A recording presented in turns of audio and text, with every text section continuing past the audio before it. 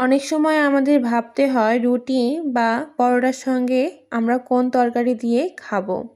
তাই আজকে আমি আপনাদেরকে ঘুগনি বানিয়ে দেখাবো। প্রথমে আমি ডাবরি বুটটা 3 থেকে 4 ঘন্টার জন্য ভিজিয়ে রেখেছিলাম। এর সঙ্গে দিয়ে দিলাম 3টা আলু আর পরিমাণ মতো পানি, একটু হলুদ, লবণ, একটু জিরা, গরম মশলার গুঁড়ো আর একটু তেল, সামান্য পরিমাণের মরিচের গুঁড়া দিয়ে নিব। দিয়ে এগুলো আমি সিদ্ধ হতে দিব।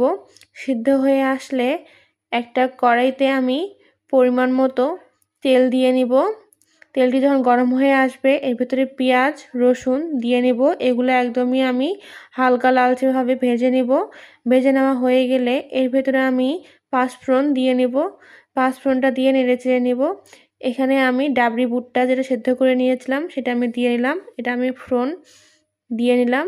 এর ভেতরে আমি এখন একটা মশলা ব্যবহার করব।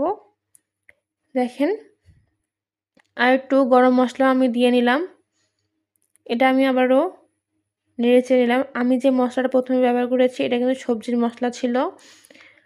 দেখেন আমার কিন্তু প্রায় এটা রেডি হয়ে এসেছে। এটা কিন্তু আপনারা চাইলে ভাতের সঙ্গেও খেতে পারেন। আর এত সহজভাবে অনেক সহজে কিন্তু এই ঘুগনিটা রান্না করা গেল।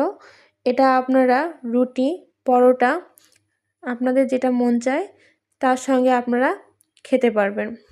আপনারা বাড়িতে একবার হলেও এই ঘুগনিটা ট্রাই করবেন। ভালো থাকবেন সবাই।